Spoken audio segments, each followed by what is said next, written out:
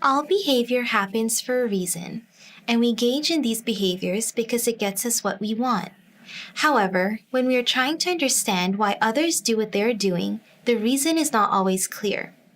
Once we understand why behavior is happening, we can help someone by providing more effective or efficient alternative and appropriate behaviors to replace any challenging ones. When we talk about the function of a behavior, we are identifying why the behavior is occurring. While it might be difficult to understand why a person does something, for example, challenging behaviors such as self-injury or aggression, there will always be an underlying function. The 4 functions of behavior include escape avoidance, attention, access to items and activities, and automatic reinforcement or sensory stimulation. An example of a behavior that functions to escape something is when a child engages in a behavior that results in them being able to successfully escape or avoid a task, a person, or a situation. Some behaviors that function to escape something are appropriate, such as walking away or saying, "I'll do it later." However, sometimes the behaviors are challenging and may include refusal, crying, screaming, flopping, kicking, biting, or throwing tantrums. In a moment, we will meet Katie. Katie's mom has identified that Katie does not like taking baths and will engage in challenging behaviors when she is asked to take a bath. When she engages in this challenging behavior, her mom will usually send her to her room. Let's take a look. All right, Katie, it's bath time. No, it's not. Yeah, No. it's time for your bath. No. If you're going to behave like that, you need to go to your room. Fine. Katie did not want to take a bath. She engaged in screaming behavior to escape the situation. Following this behavior, she was sent to her room and did not have to take a bath. In the future, Katie is more likely to engage in challenging behavior because she has learned that it helps her escape or avoid bath time. Children will often engage in behavior to gain access to attention from others, such as parents, siblings, teachers, or peers at school. Some behaviors are socially appropriate, like saying hello, asking for help, or asking to look at something. However, again, some behaviors may be more problematic, like yelling, demanding for items, property destruction, or aggression. Attention can be provided in many different ways, some we may not even realize. It can be given by simply looking at the child, talking with the child, helping them with tasks, laughing with them or at them, even in the form of a correction or providing feedback. Let's see this in action. I'm hungry. Mm-hmm. I'm hungry.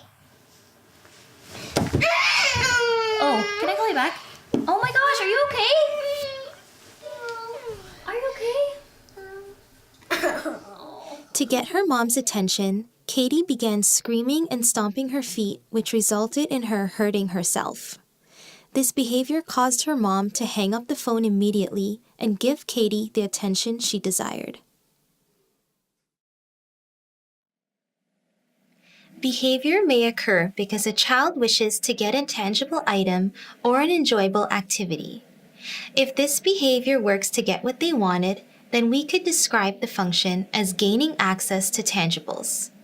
Tangible objects may include toys, bubbles, electronics, or food like chocolate, candy, or chips. Activities may include playing a board game, or coloring a picture, or playing a video game. Let's see what this looks like. Give me the iPad. Not right now, honey. Whoa, okay, you don't need to throw things. Here. In this example, Katie wanted to play on her iPad and her mom said no. Saying no and not giving Katie access to the iPad led her to engage in challenging behaviors. The challenging behavior resulted in her mom giving Katie the item so that she would stop throwing things. In this example, Katie's behavior worked to get her what she wanted.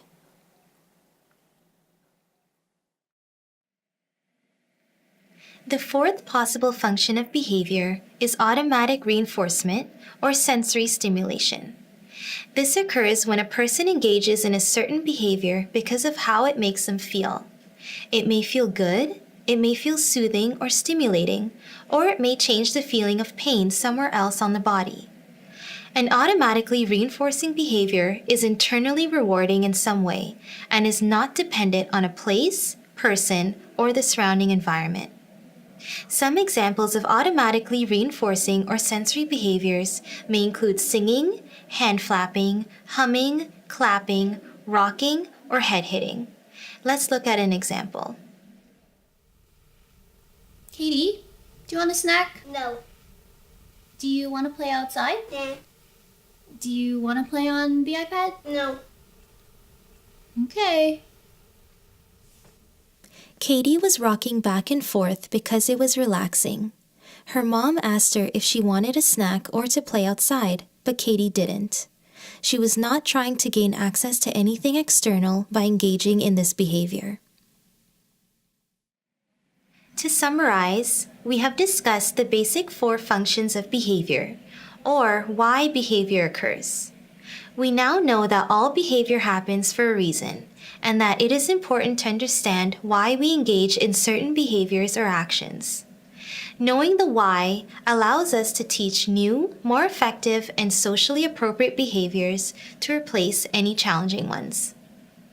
For more information about the functions of behavior or to learn more about our services, visit lrcss.com.